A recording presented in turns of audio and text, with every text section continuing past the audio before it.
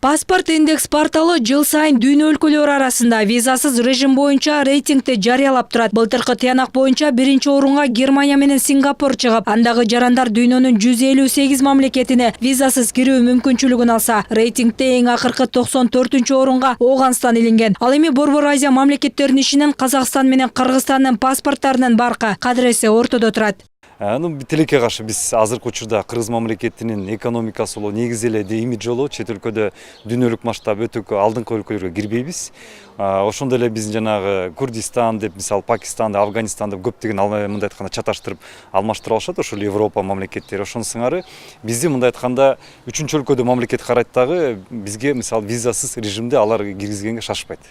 Кыргызстандыктар үчүн бүгүнкү күндө бир катар КМШ мамлекеттери, анын ичинен Азербайжан, Армения, Белоруссия, Грузия, Молдова сыяктуу өлкөлөр визасыз эшигин ачса, СССР убагындагы түзүлгөн келишимдин күчү менен Азия чөлкөмүнөн Вьетнам жана Лаос республикаларына да оңой кирүү мүмкүнчүлүгү каралган. Мындан 33 жыл мурун түзүлгөн эки тараптуу макулдашуунун негизинде океандын ары жагындагы Куба республикасы дагы кыргыз паспортун тааныса, эң эле жабык өлкөлөрдүн катарын толуктаган Түндүк Кореяга дагы бүгүнкү күндө визасыз кирүү үчүн бардык шарттар каралган.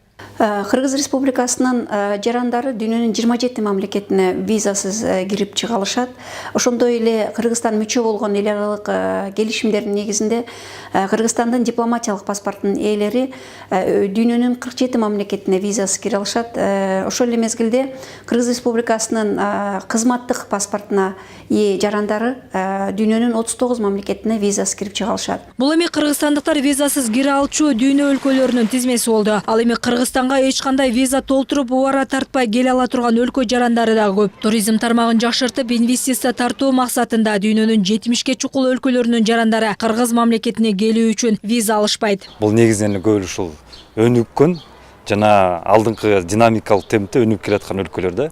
Өнүккөн десек, бул мисалы Европа, Америка кошмо штаттары да, Канада дегендечи. Ошо бизге келерин астында мындай айтканда тоскоолдуктарды көрбөсө, бул да мындай айтканда рекламанын бир түрү да, жеңил, значит, келгенге.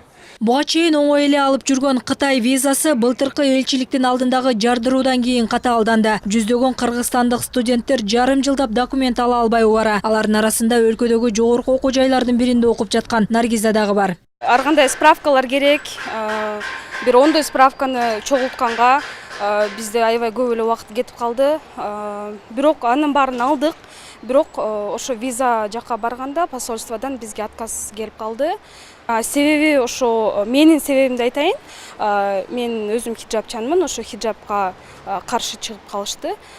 Ошондуктан мен виза албай калдым да. Виза алуудагы кыйынчылыктардан улам кыргызстандык баскетбол боюнча курама командасы дагы Азиянын кубогуна катыша албай калды. 27 апрелден 1 майга чейин Кытайда өтүүчү оюнга спортчулар 3 айдан ашуун даярданышкан жана жыйынтыгында элчиликтен аларга виза берүүдөн баш тартылган.